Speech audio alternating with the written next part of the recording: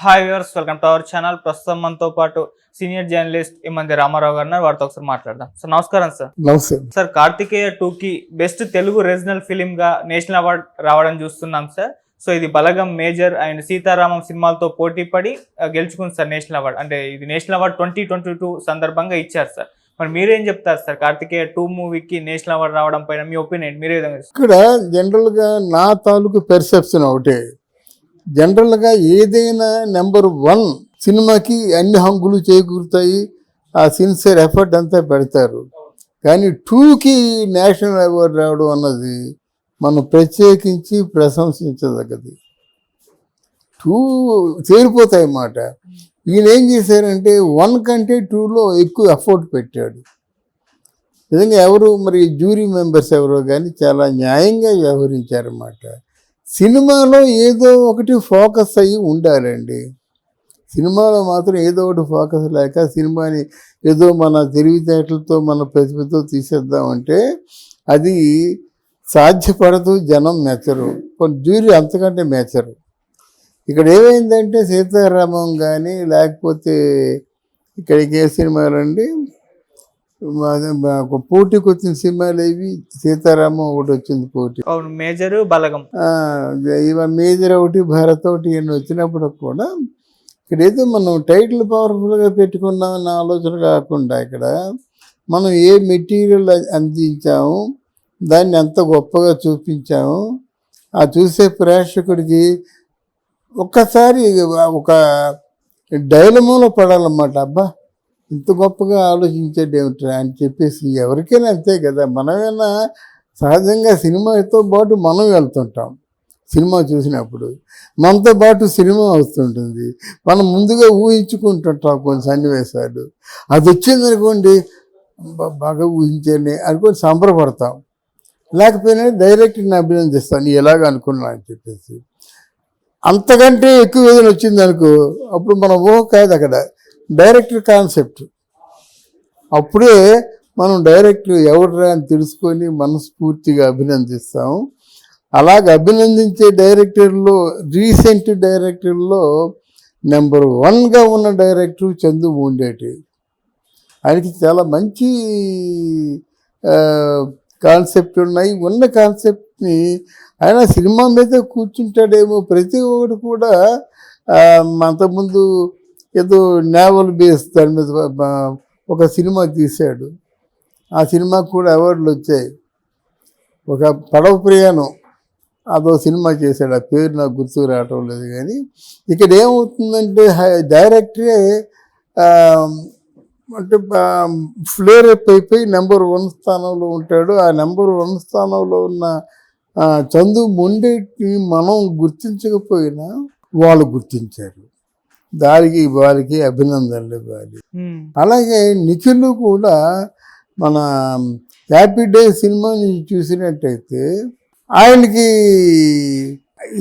ఎంత చిన్న పాత్ర ఉన్నప్పటికీ కూడా ఆ పాత్రని ప్రేక్షకులు మెచ్చుకునే విధంగా మలుచుకొని ఒక మంచి ఆర్టిస్ట్ ఆయన.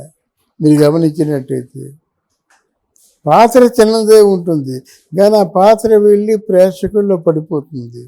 అంటే how to win the spectators అని ఆయనకు బాగా తెలుసు.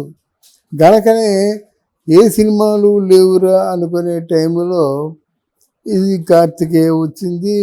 అసలు దానికి 35 లక్షలు ఎంతో ఖర్చు అయింది, అంతకంటే ఎక్కువ ఖర్చు అవ్వలేదు. కానీ దాన్ని కొన్ని కోట్ల రూపాయలు కలెక్ట్ చేయడం చూసి టాలీవుడ్, బాలీవుడ్ నివ్వెరపోయింది. బాలీవుడ్లో కూడా సినిమా రిలీజ్ అయింది. తర్వాత ఈ మన కార్తికేయ 2లో మాత్రం ఎవరు చూసే వాళ్ళందరికీ మైండ్ బ్లాక్ అయిపోయింది. ఇక్కడే ఒక చిన్న రాజకీయ ప్రస్థానం మొదలవుద్ది. ఎవరికైనా వరుసగా 2 సూపర్ హిట్ పిక్చర్స్ వస్తే దాని మీద ఎవరి ప్రభావం ఉంటుంది. కానీ 3వ పిక్చర్ రాదు, 4వ పిక్చర్ రాదు. ఎందుకు రాదు మనం వివరంగా చెప్పుకోవద్దు, అందరికీ తెలుసు. ఎవరైనా అనలేసానికి బాగా బలం అంతా ఉంటే తప్ప ఆ పిక్చర్ లెక్కలోకి రాదు. అలా జరిగింది. దాని ఏదో మిగతా 2 పిక్చర్లు స్పై అని వస్తుంది. అప్పుడు స్పై ఆల్రెడీ వచ్చేసింది, అది వచ్చేసింది. ఇంకోటి కూడా ఏదో వచ్చేసింది కదా ఏదమ్మా, స్వయంభూ. ఆ స్వయంభూ అది అండర్ ప్రొడక్షన్లో ఉంది. కానీ 2 పిక్చర్లు స్పై ఒకటి, అంత ముందు ఏంటి అది స్పైకి ముందు కార్తికేయ 2 సార్. అంతేనా? అయితే మధ్యలో వచ్చిన స్పై మాత్రం అటర్ ఫ్లాప్ అయిందన్నమాట. కనుక ఈ సినిమా మీద వాడికి ఇంట్రెస్ట్ తీసుకున్నారో, తప్పు లేకుండా చేద్దామని చేసినా పర్వాలేదు. మీరు ఇన్ని గొప్పలు చూపించినప్పుడు కూడా ఒక సెట్కి 4 కోట్లు 500 కోట్లు అనే పరిస్థితుల్లో మీరు చేస్తారు. మాకెందుకు, మీరు 200 కోట్లు ఖర్చు పెడితే మాకెందుకు, మమ్మల్ని అంతరంజింపజేసిందంటే మనకు కావాలి ప్రేక్షకుడికి. అప్పుడు ఎక్కువ తీసేసామని అవి ఎక్కువ చూడమంటే ఎవరు చూడరు కదా, వాళ్ళకి కూడా టైం ప్రాసెస్ ఉంటుంది, అన్నీ ఉంటుంది అన్నమాట. ఇక్కడ కార్తికేయ 2 అన్నది బెస్ట్ పిక్చర్గా, అంటే రీజనల్ బెస్ట్ పిక్చర్గా రావడం, ఇంకా మంచి దాంట్లో ఆర్టిస్ట్కి కూడా కన్సిడర్ చేయొచ్చు, డైరెక్టర్ని కూడా కన్సిడర్ చేయొచ్చు. ఏమిటో ఈ జ్యూరీ మెంబర్స్కి ఉన్నటువంటి తలకాయ నొప్పి, దాసరి నారాయణరావు గారు తీసినటువంటి మేఘ సందేశం పిక్చర్కి 8 అవార్డులు ఇచ్చారండి, నేషనల్ అవార్డ్స్ 8 ఇచ్చారు. మరి 8 అవార్డులు గెలుచుకున్న మేఘ సందేశం డైరెక్టర్కి ఎందుకు అవార్డు రాలేదంటూ అంటే ప్రశ్న వేస్తే దానికి సమాధానం శూన్యం.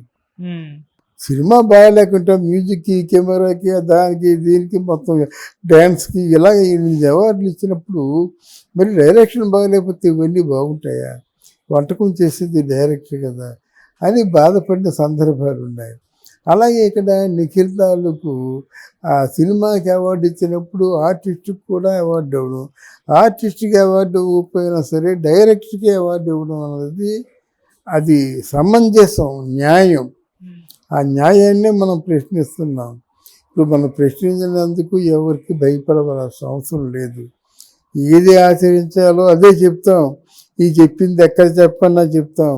అంటే నేను అనుకుంటాను అన్నమాట, ఇప్పుడు ఏ వీడియో చెప్పినప్పుడు కూడా నిజాయితీగా, అంటే భవిష్యత్తుకి స్ఫూర్తిదాయకంగా ఉండాలని చెప్తున్నాను నేను.